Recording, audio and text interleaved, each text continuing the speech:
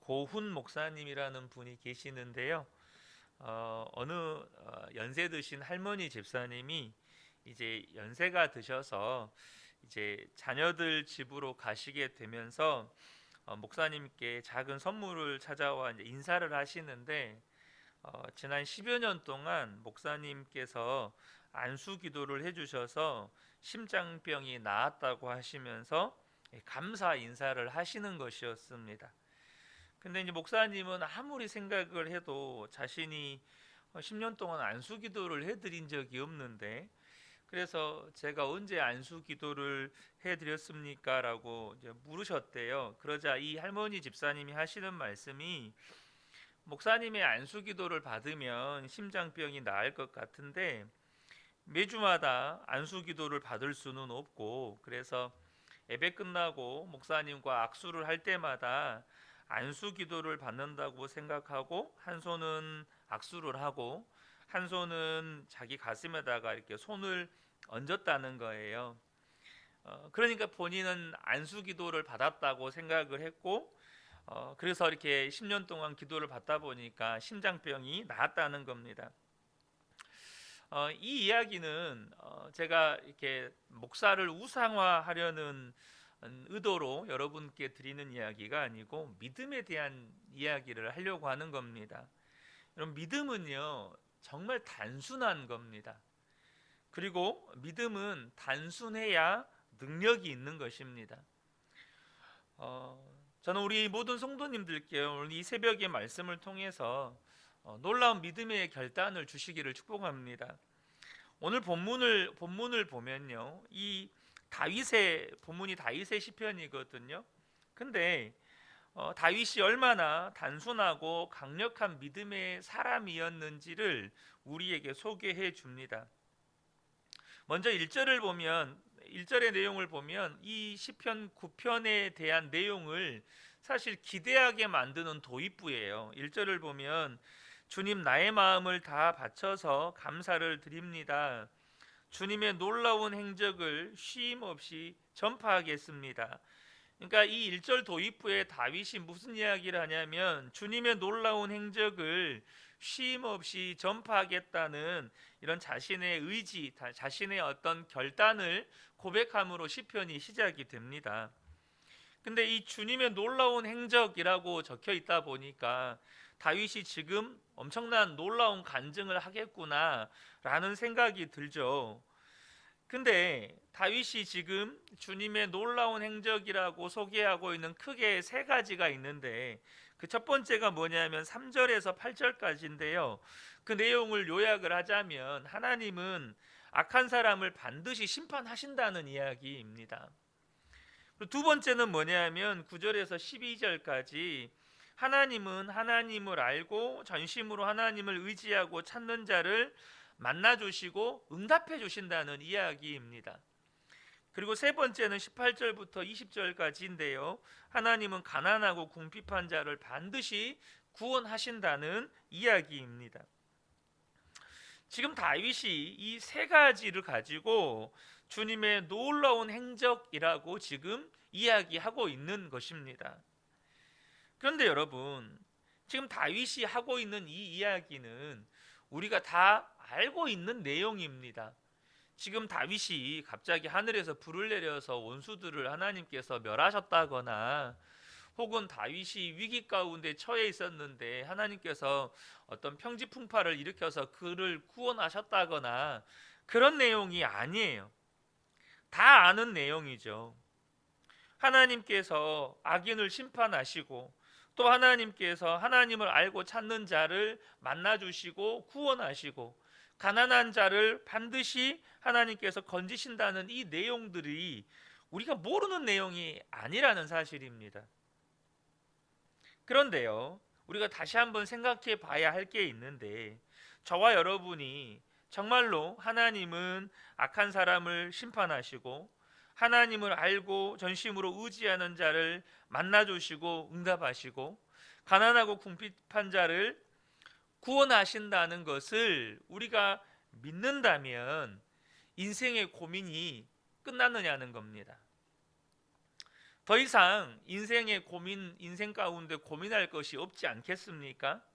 이제 우리는 이것을 믿으니까 하나님이 기뻐하시는 뜻대로 살면 되는 거잖아요.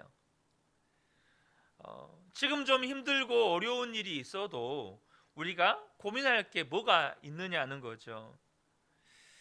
그런데 여러분, 우리가 이것을 그대로 믿는다면 지금 우리 인생 가운데 있는 고민이나 갈등이나 방황이 끝나야 정상이죠. 그런데 왜 우리는 믿는다고 하면서도 여전히 고민하고 있고 또 갈등하고 있고 방황을 하는 겁니까? 왜 여전히 하나님 왜 그렇습니까? 라고 여전히 하나님께 계속해서 의문을 가지고 질문을 하는 겁니까? 이유는 한 가지입니다. 알기는 알지만 믿는 것은 아니기 때문입니다. 우리가요, 아는 것과 믿음을 절대 동일시하시면 안 됩니다. 아는 것과 믿음을 절대 똑같다고 보시면 안 돼요. 지난주일 선교사님의 설교 중에 그 서두에 선교사님의 설교 중에 제 마음을 때렸던 말씀이 하나 있는데요. 그것은 뭐냐면 선교사님 아들을 보낸 이 학교에서 1시간에 한 번씩 하나님께 드리는 고백이 있다는 겁니다. 여러분도 다 들으셨을 거예요. 주는 그리스도시요 살아계신 하나님의 아들이십니다. 나는 나 자신을 위해 살지 않고 주님을 따르겠습니다. 주는 그리스도시요 살아계신 하나님의 아들이십니다. 나는 십자가를 지고 끝까지 주님을 따르겠습니다. 주는 그리스도시요 살아계신 하나님의 아들이십니다. 나는 민족과 세계를 변화시키는 히스토리 메이커스가 되겠습니다. 여러분, 너무나도 단순한 믿음의 고백 아닙니까? 예수님이 그리스도시고 살아계신 하나님의 아들이시니까 모든 고민이 끝나버린 겁니다. 예수님이 그리스도시고 살아계신 하나님이시니까 더 이상 인생에 뭘 먹고 무엇을 입고 무엇을 마시고 어디에서 자고 어떤 직업을 선택하고 내가 성공하냐 마냐라고 고민하지 않고 인생의 결론이 너무나 단순한 거예요. 나는 오직 주님만 따르겠습니다. 그걸로 끝나버린 거예요. 저는 그 고백을 들으면서 야, 정말 단순하다. 그렇지, 믿음의 삶이라고 하는 건 저렇게 단순한 거지. 예수님이 그리스도시고 살아계신 하나님의 아들이신 것이 내 믿음이 분명하다면 내 인생의 결론도 너무 단순한 겁니다. 그냥 주님만 따라 살아가는 겁니다. 여러분, 그거 아니겠습니까? 이 세 가지 고백을 한 가지로 딱 약속한다면 주는 그리스도시요 살아계신 하나님의 아들이십니다. 나는 오직 주님만 따르겠습니다. 이것으로 끝나는 겁니다. 사랑하는 성도 여러분, 이 믿음의 고백을 보면 어떤 고민도 갈등도 없습니다. 너무나도 단순하지만 너무나도 강력한 믿음의 고백인 거죠. 여러분, 우리가 믿는다면 우리의 인생은 세상에서 잘 사는 길이 너무나도 단순하고 간단합니다. 다른 거 아니에요.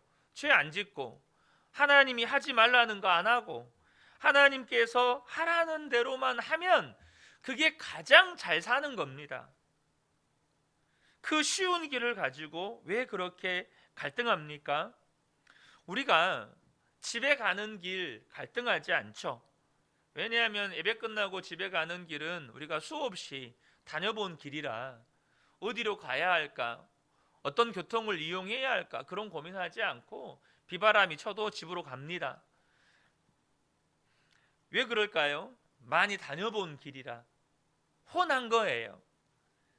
그러나 하나님의 말씀대로 살아본 그 길은 많은 성도들에게 있어서는 너무나도 드문 길이에요.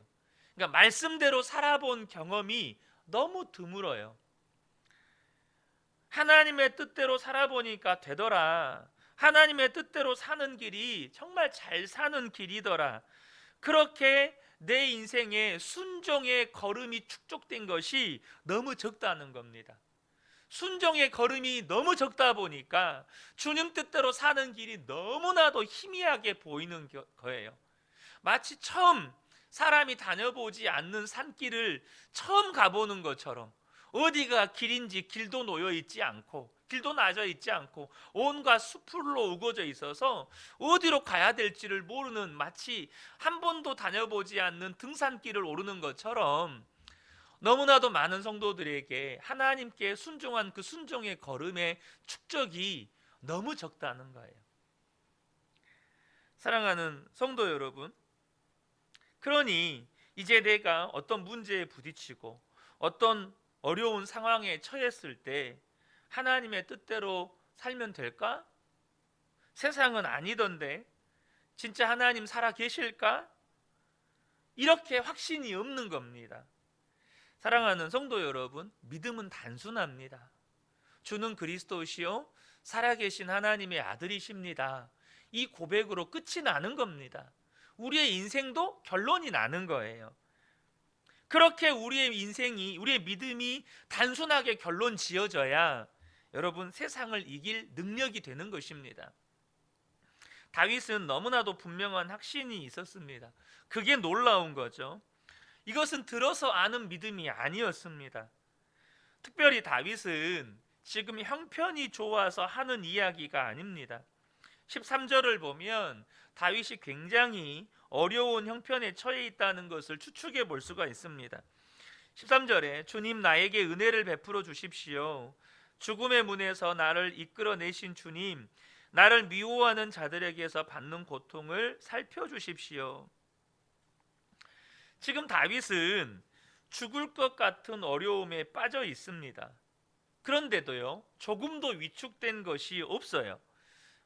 다윗의 고백을 9절, 11절, 18절 보겠습니다.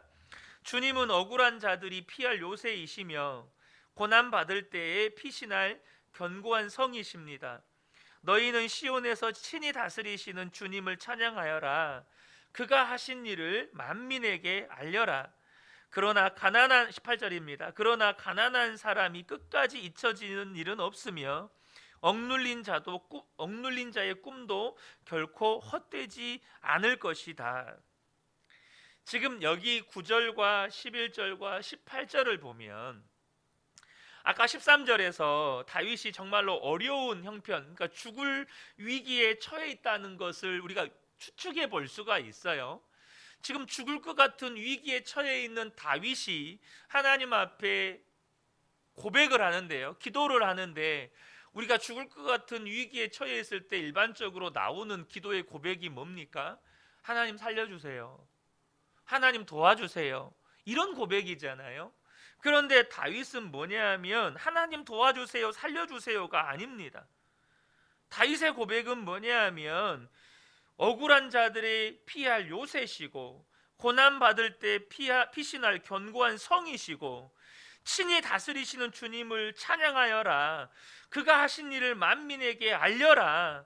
가난한 사람들이 끝까지 잊혀지는 일은 없고 억눌린 자의 꿈도 결코 헛되지 않을 것이다.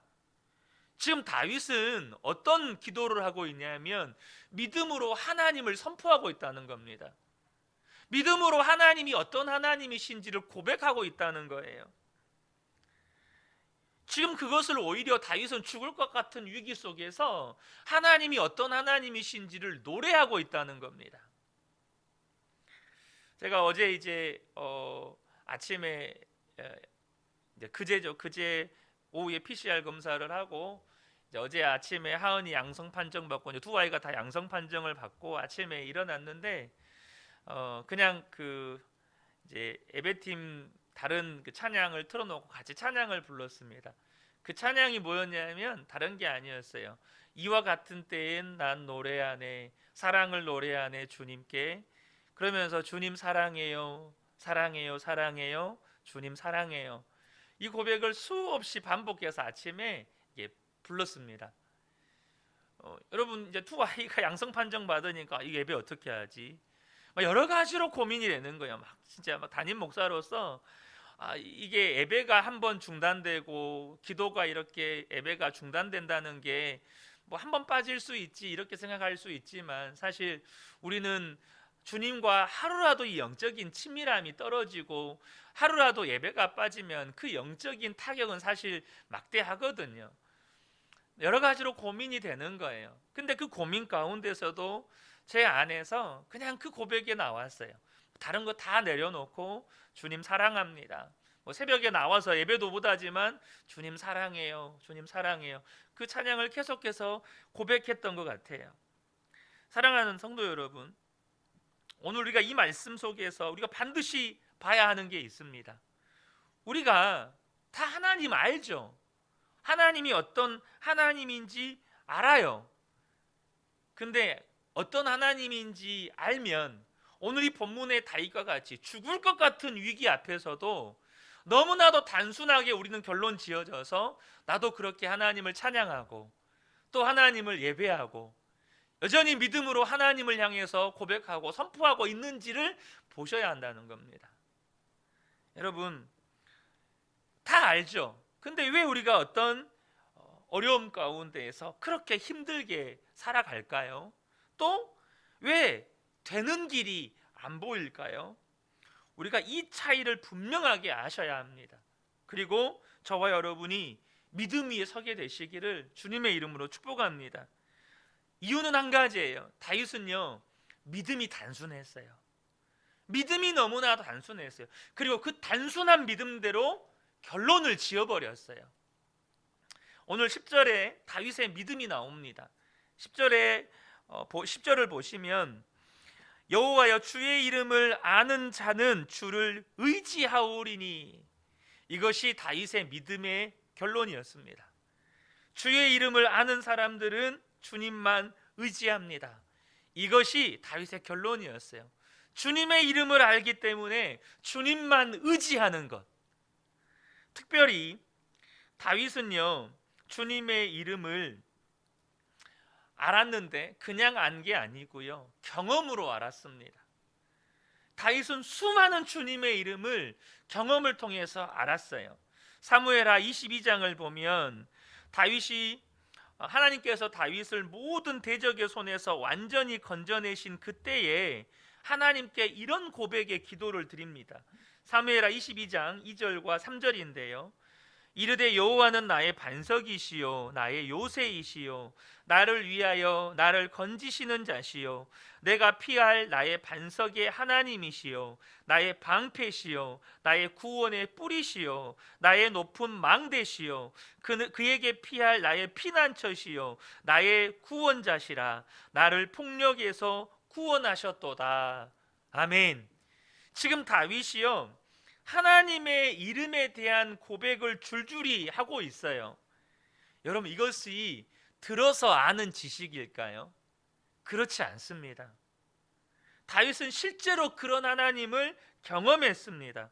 또 그 하나님을 경험했다 보니까 다윗은 하나님을 경험으로 알고 있으니까 문제가 생길 때마다 즉시 하나님을 의지하는 것입니다. 시편 23편은 너무나도 잘 아시는 유명한 성경입니다. 그런데 이 시편은 다윗이 굉장히 어려운 형편에서 쓴 시입니다. 사울왕에게 짐승처럼 쫓겨다니면서 광야를 헤매고 굴 속으로 숨어들어 다닐 때 그때 쓴 시예요. 그런데 이 시편 23편을 읽어보면 그런 절대절명의 위기라는 분위기가 전혀 들지 않아요. 당장 1절을 보면 여호와는 나의 목자시니 내게 부족함이 없으리로다. 여러분 다 아시는 고백이시죠?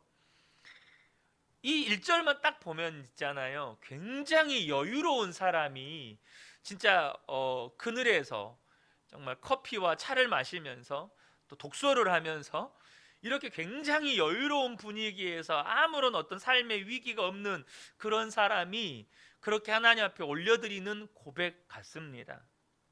그런데요, 사실상 이 시를 쓴 배경을 보면 사망의 음침한 골짜기를 다니고 원수를 수없이 맞닥뜨리는 그런 살벌한 상황에서 쓴 시입니다.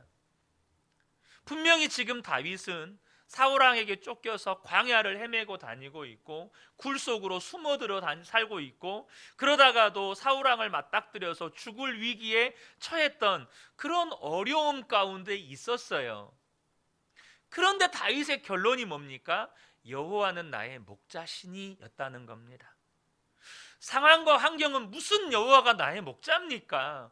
어떻게 여호와가 나의 목자이시라고 하면서 이런 상황과 형편 가운데로 나를 이끄실 수 있습니까? 하나님 당신 나에게 목자라고 말씀하실 수 있습니까? 이렇게 따지고 들어야, 그렇게 하나님 앞에 원망하고 불평해야 정상인데, 다윗은 그렇게 하지 않고 상황과 형편은 그럴지라도 자신이 알고 있는, 자신이 경험했던 그 하나님의 이름으로 결론을 지어버립니다. 여호와는 나의 목자시니 내게 부족함이 없으십니다. 내게 부족함이 없습니다. 여러분, 저와 여러분이 꼭 기억하셔야 돼요. 뭘 기억하셔야 되냐면, 상황과 형편은 바뀌지 않았어요. 그러나 내가 주는 그리스도시요 살아계신 하나님의 아들이십니다 라고 믿기 때문에 내 인생의 결론을 나는 이제 오직 주님만 따르겠습니다. 여전히 상황과 환경과 형편은 안 바뀌었어요. 그런데 내 믿음이 그러하니까 그렇게 결론 내어버리고 그렇게 고백했어요. 근데 여러분 꼭 기억하셔야 돼요. 그 고백을 하나님이 들으신다는 거예요. 우리가 상황과 환경은 안 바뀌었지만 그 믿음대로 고백하고 또 고백하고 고백할 때 하나님은 그 고백 듣고 계시다는 거예요. 다윗이 오늘 이 시편 9편에서도 하나님을 향해서 그 죽을 것 같은 위기의 상황에서도 하나님을 향해서 믿음으로 선포합니다. 하나님은 악인들을 심판하시고 하나님을 찾는 자들을 만나주시고 가난한 자들을 반드시 구원하신다, 이렇게 선포할 때 하나님 다 들으셨어요. 그리고 그 고백대로 하나님께서 다윗의 삶에 역사하셨다는 것입니다. 사랑하는 성도 여러분, 주님은 그리스도가 맞습니까? 주님은 살아계신 하나님의 아들이신 것이 맞습니까? 그렇다면 저와 여러분이 오늘도 그렇게 믿음으로 고백하고 여러분의 믿음의 결단을 하나님 앞에 올려드리시기를 축복합니다. 주님, 나는 오직 주님만 따르겠습니다. 오직 오늘 하루도 내가 주님 바라보고 나는 주님이 인도하시는 대로 살 겁니다. 그것이 내 인생의 결론입니다. 설사 오늘 하루를 살고 내가 죽더라도 나의 인생의 결론은 주가 그리스도시고 살아계신 하나님의 아들이시니 오늘도 나는 주님만 따라가겠습니다. 이것이 내 인생의 결론입니다. 그렇게 하나님 앞에 고백하시고 또한 그렇게 하나님께서 저와 여러분의 삶의 역사하심을 경험하는 우리 모든 성도님들 되시기를 예수님의 이름으로 축복합니다. 아멘.